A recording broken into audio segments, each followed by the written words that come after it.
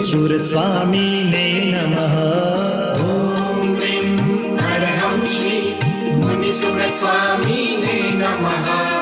ॐ ह्रीं हरहं श्री मुनिसुरस्वामिने नमः।